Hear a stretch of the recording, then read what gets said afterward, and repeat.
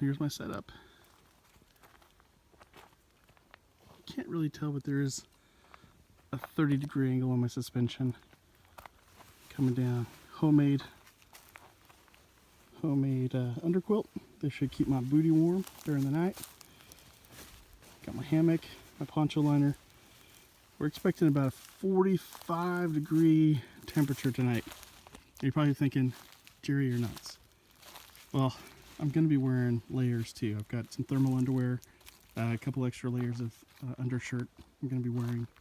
And then I've also got my wool blanket in the car. So if I chicken out, I can hightail it to my car, which is about 100 yards away, and throw that in there. So that's my setup for tonight. I've got my rain fly ready to go, just in case it looks like it's going to rain, but I didn't see any forecast for rain. But me being me, I'll probably set it up anyway just for practice. What I like to do right now is hit the trails before the sun goes down. So off I go. So last night there was a javelina that came through into my campsite. It came out from the tree line over here, because I could hear it coming through the brush, and it got close. And I said that I would look for signs of it. And so this is my hammock, and just right here is the tree where I'm attached, and there's the sign right there. In fact, that's probably where I spooked it. So I got this close, and I made a move to get my phone so I can, I don't know what I was thinking, maybe I could film it, but I don't know if you can tell. Just a little groove right here, here, there, and right in there. It's harder to tell probably on this video, but I mean, I'm looking right at it, and this javelina was like right in here, shuffling the leaves around, and I was just right there. That, to me, is pretty cool. Little marking there. This is the way it came. Right up here. Oh yeah, I see it.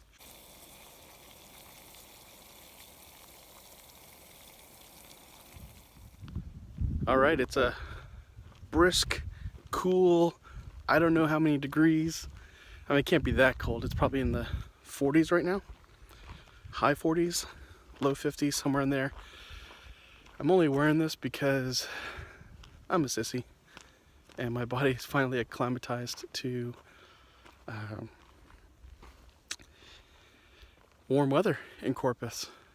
In any case, I'm trying to catch my first trail, and quick little update, when I said I saw javelinas in my campsite, I chatted with the park rangers over here at the station when I checked in to let them know where I was going, and they let me know very, very politely and professionally that most likely wasn't javelinas, because we don't have any up here, but most likely armadillo, and described the activity of the armadillo, which was exactly what I had experienced, that it was just rummaging through the leaves and couldn't see me, got up close, and then I spooked it accidentally.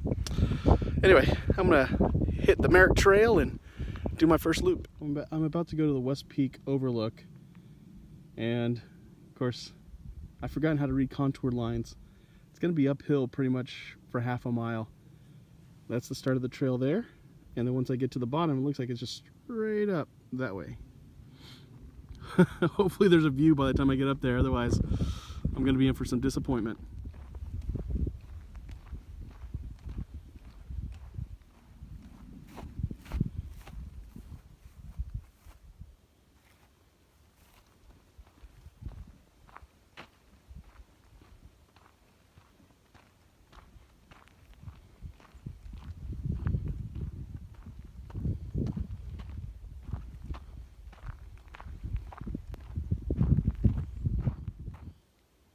So far, the incline is not as steep as I thought it would be. At least on this first stretch, the contour lines on the map are pretty spread out. But the second half of this trip up is going to be steep. Just want to point out that's my trail, and I don't know if you can see it, but we're going up there.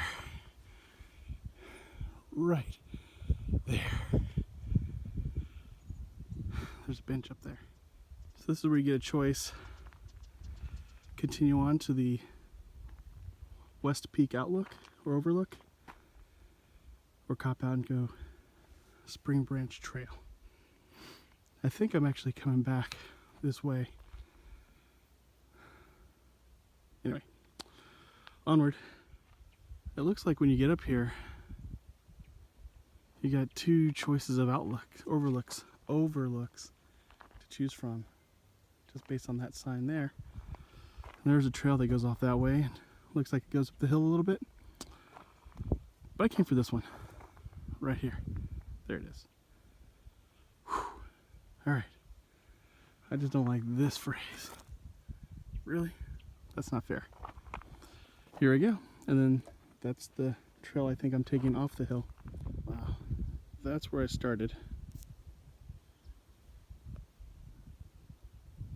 Right there. I've hiked down that trail. There. Just follow the center of the screen. And at that fork I went left. Here I am. This is the West Peak Overlook 5B. So this is the most difficult. I did air quotes behind the lens. There's a little trail that loops around. I don't know if I'm going to do it or I'll just press on. But I'm going to sit up here for a bit and enjoy this view. The fog has burned off a little bit, so I'm able to see a lot more than I did before. I don't know if you can see it. There's some ranch houses right there. That's my fingernail, of course. Anyway, you can't see it. Anyway, out in that direction, there's a road to the right, and this won't focus. Oh well, to heck with it. Anyway, I camped out there in that area.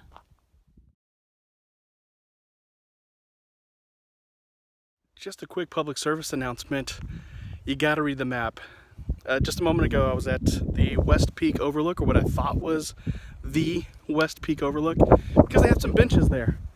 But as I looked at the map, I realized, no, there's a trail that spurs off and there's a different marking where the overlook is.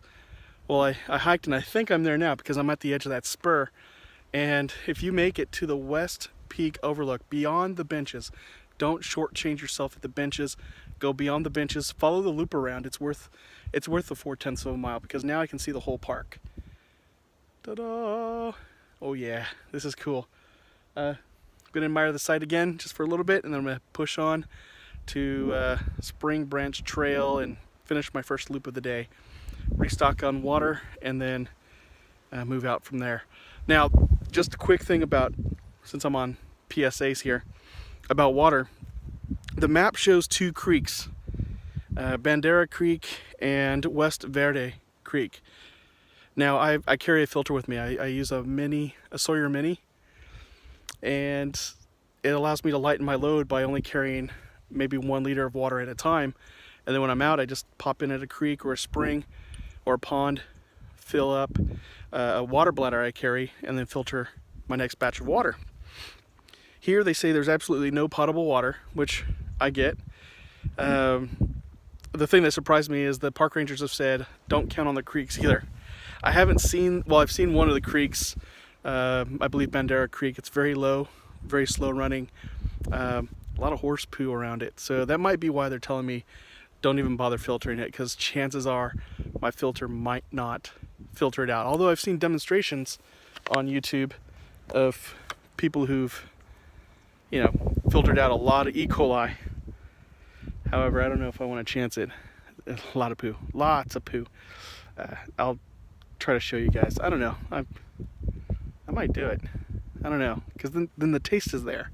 It'll filter out the bacteria, but the taste is there, and that's the gross part. Because, you know, hay water, I don't know. If you guys are up for it, send me a video of you doing it, and then I'll come back out here and I'll do it.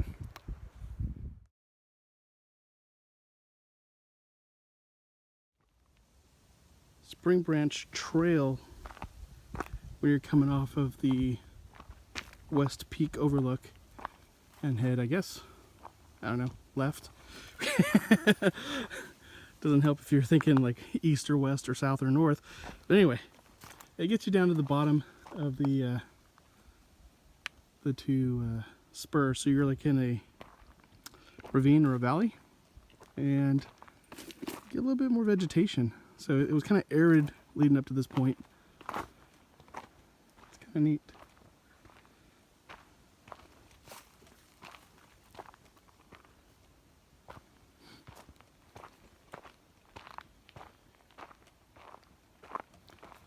There's a border fence right there. Now, if you don't know, Hill Country State Natural Area used to be a ranch until it closed, I think, in the 1970s. And then it opened back up. Now, over time, even though we're not supposed to do this, you get this like rugged path going up. And then over time, folks have kind of created this side path. I'm kind of a sissy today, so I'm going to take the side path. Just a little smoother, going up and over.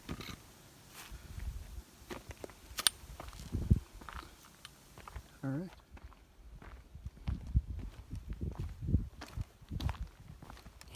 By the way, if you look at my shadow, I look like an Oompa Loompa.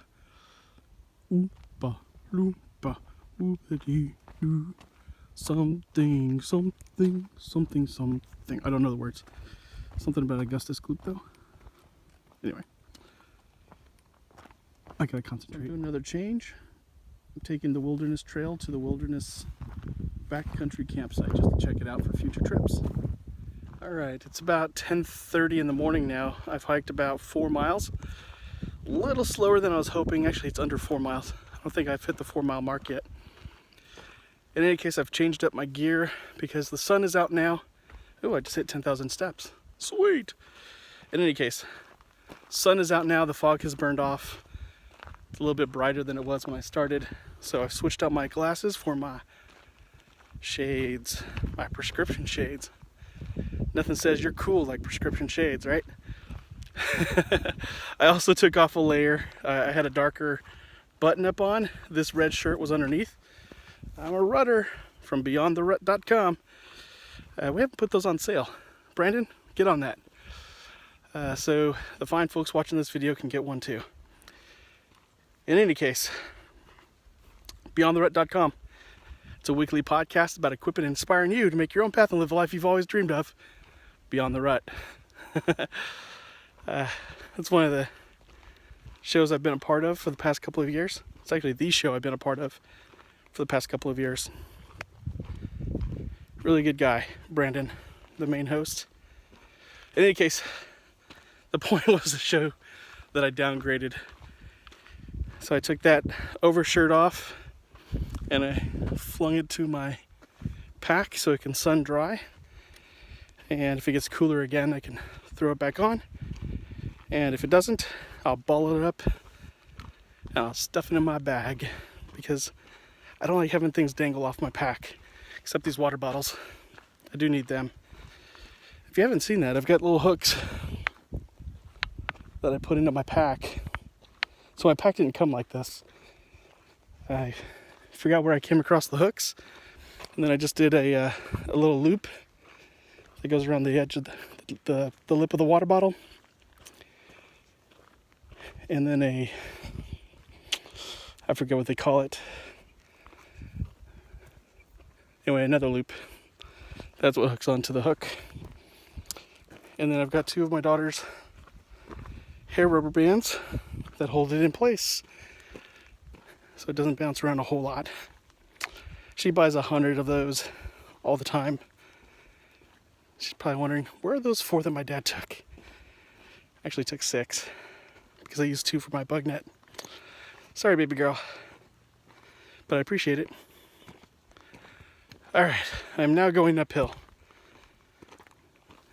Goat shed on Wilderness Trail. I just happened to look up. I mean, it's marked on the map, but I didn't think it was this close to it. But yeah, just Just a random goat shed.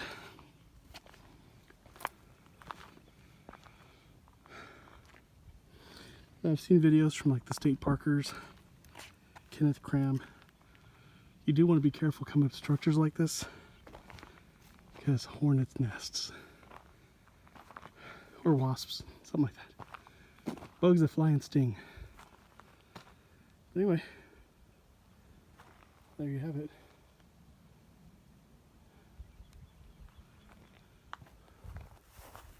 So I just came up on the Wilderness Trail camping area, and here's your picnic table. They used to have trash cans here, but as you can see, it's a backcountry site now. So no ground fires. Pack out your trash. It says camping restricted to this immediate area. If you look around, there's a couple of tent pads out there. There's a little trail that goes back into the right. I'm not going to go back there because then I'll just start exploring and I want to just have a snack and move on out. There's a picnic table there and a camp pad. I'm mainly a hammock camper, and I've already scouted out the site because I thought I was recording earlier. Turns out I wasn't, so this is take 2. Nah. But I'm gonna walk over here. Found a couple of spots where I could put up a hammock if I chose to camp here for a night.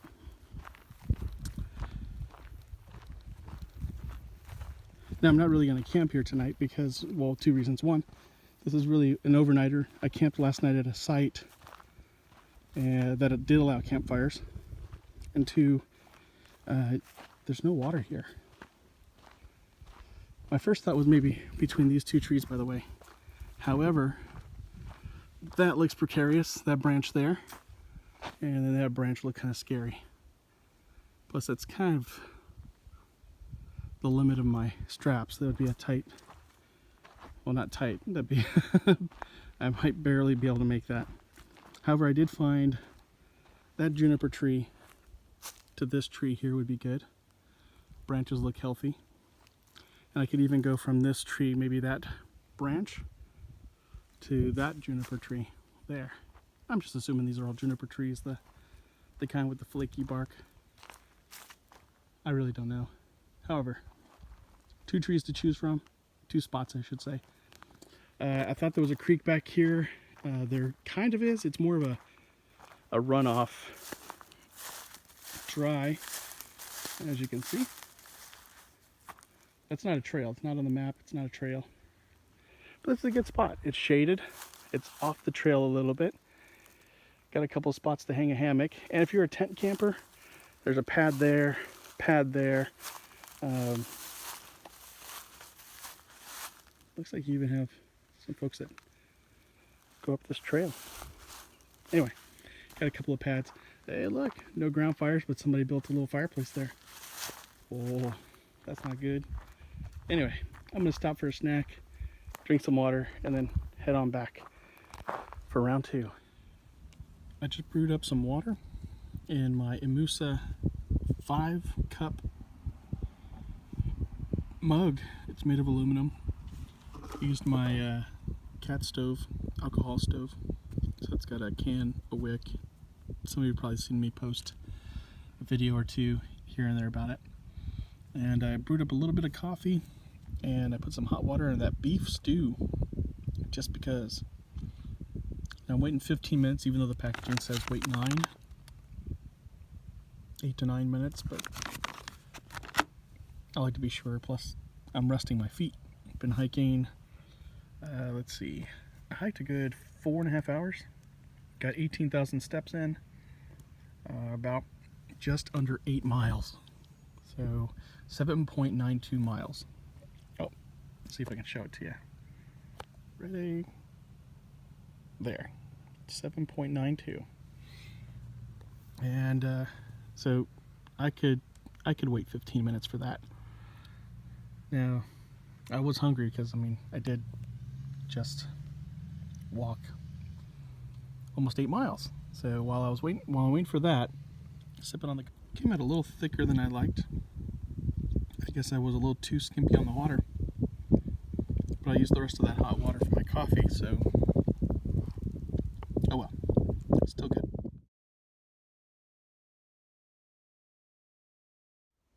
I'm on Hermit Shack Trail right now. I'm going to scope out a couple of backcountry camping sites for future trips, but also a fellow hiker and backpacker is making his way up here in a few days, and he asked if the creeks had water in them. So far the answer is no. Bone dry everywhere I've looked except for like a puddle or two. So I'm gonna make my way to Hermit Shack Campground, see if the West Verde Creek has water in it. Chances are it doesn't. Anyway, this is a really nice trail here. I'm running out of daylight, so I shouldn't lollygag, but it is really nice. I'll show you. Okay, maybe a little eerie looking. It's still pretty cool. I've only seen like 6 whole people out here on the trails. Plenty of people camping and riding horses, but I haven't come across them. I've been dying to say this the whole time I've been hiking. These trails are really crappy.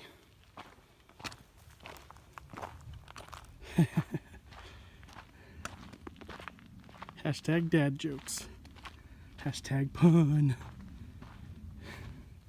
Hashtag that's a bunch of horse poo. Shh.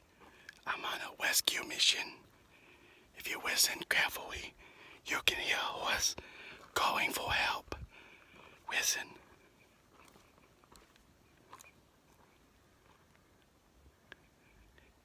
Did you hear that? I'm coming to rescue you. Hold on, hold on. Everybody else, shh. We're rescuing a horsey. Here we go.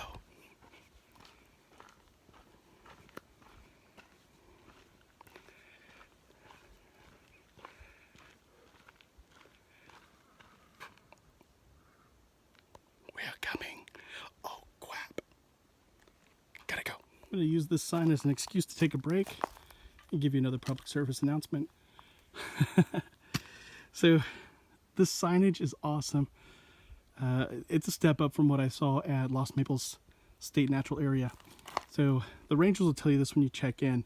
However, I just want to share it with you so you know when you're coming in. The name of the trail is here, of course, and it's color-coded to what's on the trail map that they give you at the ranger station. Of course, the directional arrow, and then the difficulty. Easy, moderate, or challenging. Challenging is just that. That's the easy part of challenging. Challenging gets steeper, narrower, and a lot more rocks. Moderate, it's slowing me down. It's a lot of this. So rocks on the ground, I'm fine going uphill, I'm fine on the level. However, on the decline, that's one decline still took me out today. Anyway, that's moderate. Easy is almost all flat terrain, a couple of mild inclines and declines. The terrain is just easy to navigate. And every so often, they just remind you about the right of way.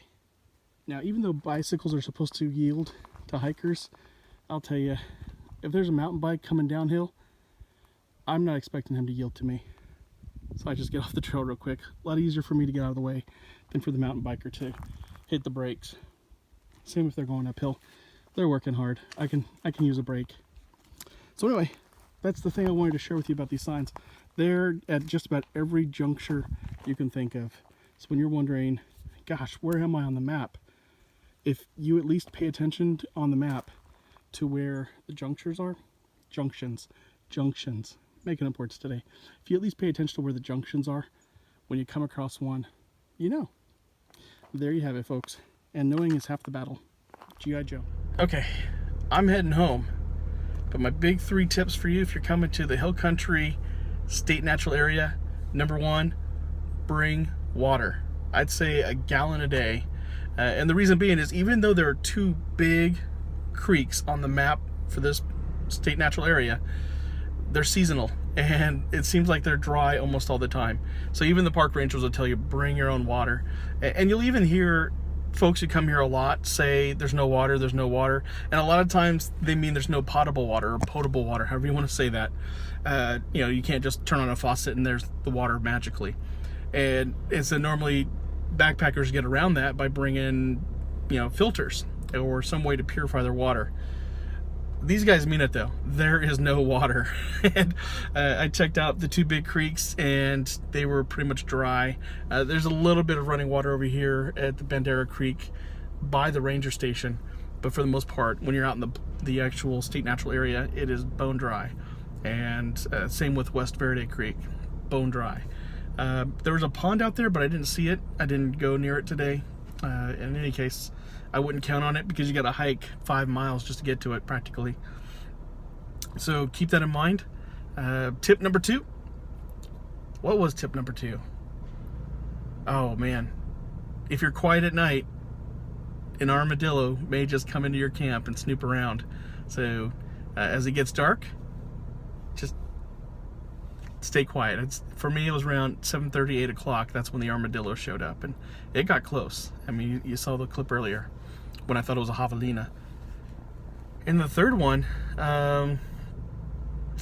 golly, as far as this park goes or state natural area goes, if you're a backpacker, I would not recommend it to do what you traditionally do. So, because again, the water situation. Great park, however, for practice, and that's how I used it. So I had my base camp last night. I relaxed. I practiced those skills, saw how my gear worked out, enjoyed the night, looked at the stars. Beautiful out here, by the way. I think it was a dark sky. I mean, you could see lots and lots of stars, so it was worth it. Kind of chilly because it's November 21st, and there you have it. Don't think you can just go out and find water magically. It's pretty bone dry here, but it is a good park if you just want to see the night sky, enjoy a base camp, and get some practice hikes in. Whether it's a series of day hikes, what have you. This is a good park for that. And if you got horses, this is definitely the place for that, because I mean, you saw it earlier in the video. There was horse poo everywhere. I finally saw some horses towards the end of the day. There was a party of about 7, and they rode by. I gave them the right of way because they had it, and they were very polite. They didn't come barreling by or anything. So that was neat. Anyway, hope you enjoyed it. Take care and go live life beyond the rut.